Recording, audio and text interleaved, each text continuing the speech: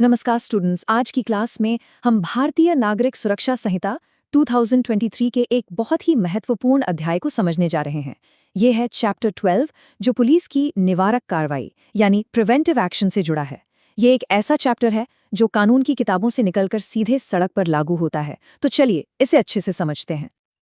अच्छा, एक बात सोचिए, कानून का मकसद सिर्फ ये तो नहीं है कि जुर्म हो जाए और फिर मुजरिम को सजा दी जाए। असली कामयाबी तो तब है जब जुर्म को होने से पहले ही रोक दिया जाए। तो सवाल यही उठता है, और ये बहुत बड़ा सवाल है, कि किसी जुर्म को होने से पहले रोकने के लिए कानून पुलिस को क्या शक्तियां देता है। इसी सवाल का जवाब है ये पूरा अध्याय। देखिए, इस पूरे चैप्टर की जो नींव है, जो इसका आधार है, वो सिर्फ एक धारा में छिपा है, और वो है धारा 168। अगर ये एक धारा समझ आ गई तो समझिए कि आगे का रास्ता बिल्कुल साफ है। अब जरा कानून की भाषा पर गौर कीजिए। यहाँ लिखा है हस्तक्षेप कर सकता है, और फिर लिखा है उससे रोकेगा।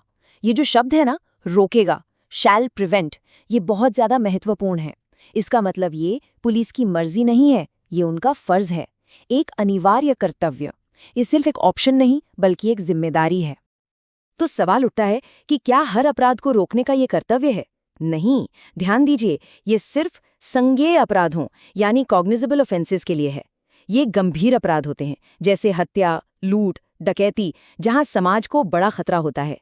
इसीलिए कानून पुलिस को ये इजाजत देता है कि वो तुरंत एक्शन ले, बिना मजिस्ट्रेट के वारंट का इंतजार किए। ठीक है, तो पुलिस का कर्तव्य है अपराध रोकना, लेकिन ये रोकथाम शुरू कैसे होगी? इसकी पहली सीढ़ी है सूचना यानी इन्फॉर्मेशन, और यहीं पर धारा 169 एक बहुत जरूरी भूमिका निभाती है। ये पुलिस डिपार्टमेंट के अंदर एक चेन ऑफ कमांड बनाती है। इसको ऐसे समझिए, मान लीजिए किसी बीट कांस्टेबल को खबर मिलती है कि शहर में कहीं डकैती की योजना बन रही है, तो धारा 169 कहती है कि वो इस जानकारी को अपने तक नहीं रख सकता, उसे तुरंत अपने सीनियर ऑफिसर को, चाहे वो एसएचओ हो या डीएसपी, बताना होगा। ये इसलिए जरूरी है ताकि एक्शन एक बड़े और संगठित स्तर पर लिया जा सके। और अब हम आते हैं इस अध्याय की सबसे बड़ी और कह सकते हैं सबसे विवादित शक्ति पर। वो है अपराध होने से पहले ही किसी को गिरफ्तार कर लेना। इसे कहते हैं प्रिवेंटिव अरेस्ट, और इसकी शर्तें समझना बतौर लॉ स्टूडेंट बहुत जरूरी है। देखिए, कानून ये शक्ति बिना किसी शर्त के नहीं देता। धारा 170 की उपधारा 1 साफ तौर पर 2 शर्तें रखती है। पहली, पुलिस को पुख्ता जानकारी होनी चाहिए कि कोई अपराध होने वाला है, और दूसरी, जो कि बहुत महत्वपूर्ण है, पुलिस को ये विश्वास होना चाहिए कि गिरफ्तारी के अलावा उस अपराध को रोकने का कोई और रास्ता बचा ही नहीं है। ये एक तरह से लास्ट रिजॉर्ट है, यानी आखिरी उपाय। लेकिन एक सवाल है, क्या पुलिस इस शक्ति का इस्तेमाल करके किसी को भी अनिश्चित काल के लिए हिरासत में रख सकती है? बिल्कुल नहीं। यहीं पर हमारा संविधान और ये कानून एक सेफ्टी वॉल्व लगाते हैं। धारा 170 की उपधारा 2 कहती है कि इस तरह गिरफ्तार किए गए किसी भी व्यक्ति को 24 घंटे से ज्यादा हिरासत में नहीं रखा जा सकता। आगे रखने के लिए मजिस्ट्रेट की अनुमति जरूरी होगी। ये शक्ति के गलत इस्तेमाल पर एक बहुत बड़ा चेक है। पुलिस की निवारक जिम्मेदारी सिर्फ लोगों को बचाने तक ही सीमित नहीं है। जरा सोचिए, हमारे पार्क हैं, सड़कें हैं, सरकारी इमारतें हैं, ये सब क्या हैं? ये सार्वजनिक संपत्ति हैं, इनकी सुरक्षा भी उतनी ही जरूरी है। और धारा 171 इसी बारे में है।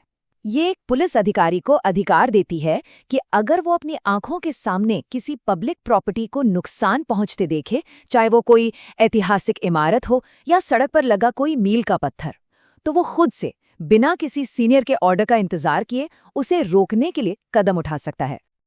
अच्छा, हमने अब तक पुलिस के कर्तव्य और शक्तियों की तो बात कर ली, लेकिन इस पूरी तस्वीर में एक आम नागरिक कहाँ खड़ा है? हमारी और आपकी क्या भूमिका है? इसका जवाब हमें मिलता है धारा 172 में, जो हर नागरिक की जिम्मेदारी तय करती है। धारा 172 को आप एक सिक्के के 2 पहलुओं की तरह देख सकते हैं।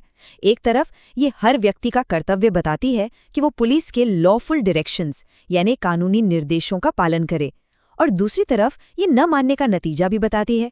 अगर कोई व्यक्ति सहयोग नहीं करता है तो पुलिस उसे उस जगह से हटा सकती है या फिर अस्थायी रूप से हिरासत में भी ले सकती है।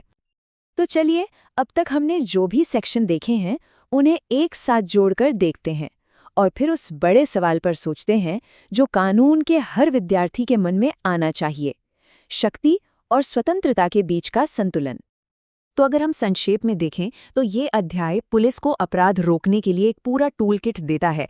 इसमें अपराध में हस्तक्षेप करने के कर्तव्य से लेकर सूचना के सही प्रवाह, जरूरत पड़ने पर गिरफ्तारी की शक्ति और सार्वजनिक संपत्ति की रक्षा सब कुछ शामिल है। और हाँ, ये हम नागरिकों को भी इस प्रक्रिया का एक अहम हिस्सा बनाता है।